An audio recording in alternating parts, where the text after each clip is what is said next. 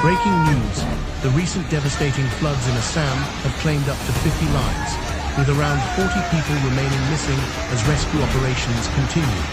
Triggered by an unprecedented upstream cloudburst and relentless monsoon rains starting around 1921, July 2026, the deluge has rapidly expanded into a catastrophic humanitarian crisis.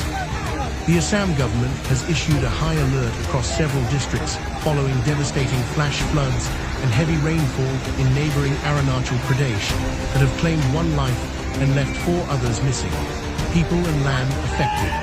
The disaster has severely impacted between 7.21 lakh to over 10.6 lakh people across 11 districts. Floodwaters have completely submerged roughly 900 villages and inundated more than 24,000 hectares of critical cropland. The situation in Arunachal Pradesh's Ki-Mer district turned critical after intense rainfall triggered flash floods, debris flow, and landslides, causing extensive damage to homes, roads, and public infrastructure. Rescue teams, including NDRF, SDRF, police, and local authorities, are continuing search operations for the missing persons. Authorities in Assam are closely monitoring the situation as rising water levels in the upper catchment areas are expected to impact downstream districts. Officials have warned that districts including Dhemaji, Lakhimpur, Baiswanath, and Sonitpur could witness a sharp rise in river levels over the next 1 to 2 days.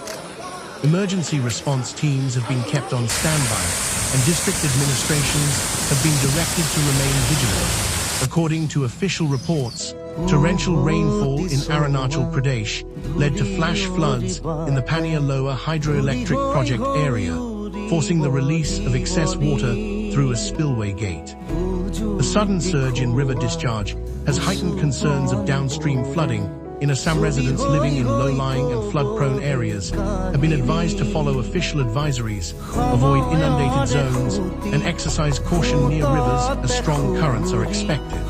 The state government has assured that it is maintaining constant coordination with disaster management agencies and district authorities to respond swiftly to any emergency.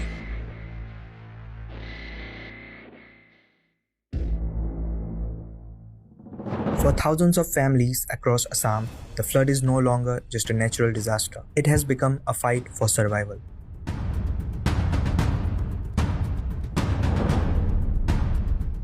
What began as a relentless rain has now turned into a humanitarian crisis, with lakhs of people struggling to survive.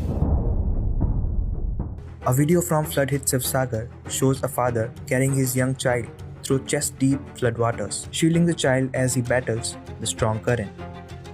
This flood have affected more than 9 lakh people across 25 districts and over 1,800 villages. 41 people have lost their lives so far, while over 100 people have been reported missing. Thousands of livestock have been washed away, leaving many families without their primary source of livelihood. The Assam government says the disaster was triggered by upstream cloudburst and exceptionally heavy rainfall, with precipitation reaching 436% above normal in some areas. From Sivsagar to Dhemaji, Jorhat, Golaghat, Dibrugarh, and Lakhimpur, scenes from submerged homes, marooned families, desperate rescue operations have become all too common. Villages that had never witnessed flooding of this scale now lie submerged. Raijordol President and Sivsagar MLA Akhil Gogoi said his ancestral home in Jorhat's Lukurakan village remained underwater for 3 days, destroying priceless family heirlooms and causing extensive damage. Rescue teams from the Indian Air Force, NDRF, SDRF, and state agencies continue round-the-clock operations. Assam government has set up more than 148 relief camps,